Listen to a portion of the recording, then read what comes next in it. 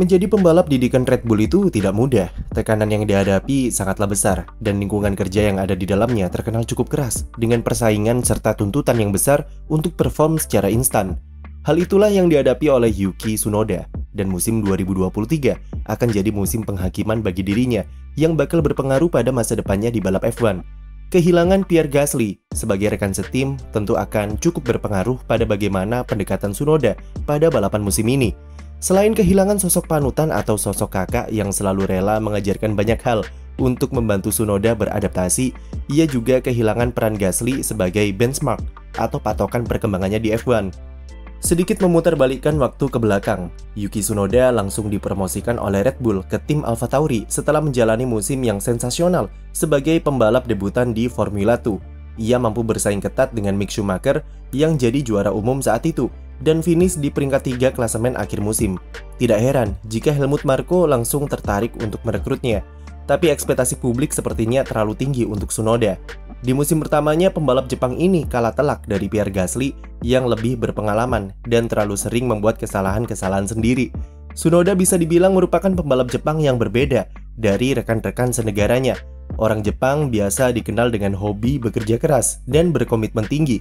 Tapi hal tersebut tidak terlihat di dalam diri Yuki Tsunoda. Salah satu penyebab Yuki kesulitan beradaptasi di musim pertamanya adalah sifat malas-malasan yang ia punya. Selain itu, Tsunoda juga dikenal kesulitan dalam menjaga temperamennya ketika di kokpit. Dan kita tahu, di F1 talenta saja tidak cukup. Ia kemudian diajak oleh Franz Tost selaku tim prinsipal untuk pindah ke Faenza Italia supaya Tsunoda bisa lebih dekat dengan markas tim dan tidak bermalas-malasan. Tim bahkan sampai mendatangkan psikolog untuk bisa membuat Tsunoda lebih tenang ketika balapan. Hasilnya cukup positif, karena di musim 2022 Tsunoda mulai menunjukkan perkembangan yang oke.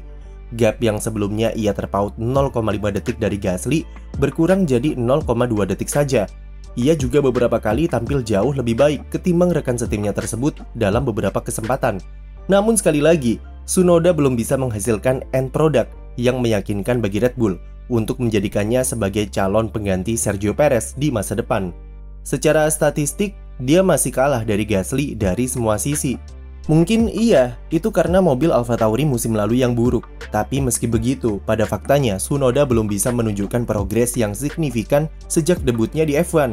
Inkonsistensi masih melanda dalam diri pembalap 22 tahun ini. Alasan-alasan klasik seperti Tsunoda masih muda atau pengalamannya di F1 masih sedikit sudah tidak berlaku lagi dan terkesan klise. Masa adaptasi seorang pembalap di F1 cuma bisa dijadikan alasan di musim debutnya saja. Tapi kalau sudah memasuki musim kedua, maka sang pembalap harus perform, entah bagaimana caranya. Tsunoda cukup beruntung masih bisa bertahan di F1, dan nasibnya tidak seperti Mick Schumacher yang didepak dari Haas karena tidak perform di musim keduanya. Memiliki rekan setim seperti Pierre Gasly memang ada positif dan negatifnya. Gasly harus diakui merupakan salah satu pembalap bertalenta di F1 saat ini dan selalu konsisten secara performa. Ketika AlphaTauri sedang kesulitan, Gasly selalu muncul sebagai dewa penyelamat dan membawa tim menjadi kompetitif ketika mobilnya sedang jelek. Menghadapi pembalap seperti Gasly yang sudah cukup berpengalaman tentu tidak mudah bagi Tsunoda. Patokan atau benchmark yang dijadikan standar oleh tim menjadi sangat tinggi dan sulit dicapai oleh Yuki. Namun sekali lagi, bukan Red Bull namanya, jika standar mereka tidaklah tinggi. Tsunoda seharusnya sudah tahu jika ia akan dianggap underperform kalau tidak bisa mengalahkan standar tinggi yang dipasang oleh Gasly. Dan ia gagal membuktikan dirinya selama 2 musim menjadi rekan setim Gasly di AlphaTauri. Sekarang pembalap Prancis tersebut sudah hijrah ke tim Alpine. Meski banyak yang menilai jika Tsunoda bakal bisa tampil lebih lepas tanpa beban, tapi pada faktanya, beban itu akan makin besar musim ini. Kehilangan Gasly akan membuat Tsunoda kehilangan standar patokan performa yang harus ia tampilkan untuk bisa memuaskan tim. Performa Gasly selama ini selalu dijadikan tim untuk mengevaluasi perkembangan Yuki Tsunoda di F1. Dan musim 2023, ia bakal dibandingkan dengan Nick de Vries untuk mengetahui apakah dirinya sudah berkembang atau tidak. Tsunoda wajib bisa mengalahkan de Vries musim ini bagaimanapun caranya. Apalagi kemampuan de Vries juga belum sepenuhnya terlihat di F1. Walaupun pembalap Belanda ini bisa meraih poin di balapan debutnya, tapi Tsunoda pun juga sama ketika debut di Bahrain dulu. Jadi tidak ada jaminan jika dia bisa langsung gacor bersama AlphaTauri. Salah satu keunggulan bagi De Vries adalah pengalamannya jauh lebih banyak ketimbang Tsunoda. Menjadi pembalap tes di Mercedes sejak 2020 dan menjadi juara dunia Formula E tentu jadi nilai tambah baginya. Pendekatan De Vries pastinya bukanlah pendekatan pembalap debutan, karena dia sudah biasa bekerja dengan tim yang kompetitif. Jika melihat keunggulan pengalaman yang dipunyai De Vries, maka ada kemungkinan besar ia tidak akan butuh waktu lama untuk bisa klik dengan AlphaTauri. Hal ini tentu jadi alarm yang keras bagi Tsunoda, karena kalau dia sampai kalah dari De Vries, maka sudah dipastikan masa depannya di AlphaTauri tidak akan aman. Bahkan tidak perlu sampai kalah.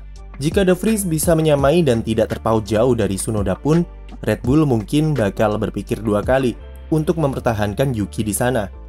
Memasuki musim ketiga, tampil bagus dan superior adalah harga mati bagi Tsunoda. Posisinya sudah cukup tertinggal ketimbang pembalap-pembalap muda Red Bull terdahulu. Sampai saat ini, talenta Yuki Tsunoda masih salah satu yang cukup menjanjikan di F1.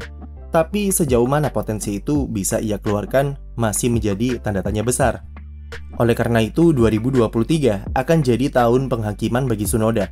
Apakah ia benar-benar jago seperti yang diperkirakan oleh Helmut Marko, atau menjadi episode berlanjut dari pembalap muda Red Bull yang gagal bersinar karena ekspektasi yang terlampau tinggi?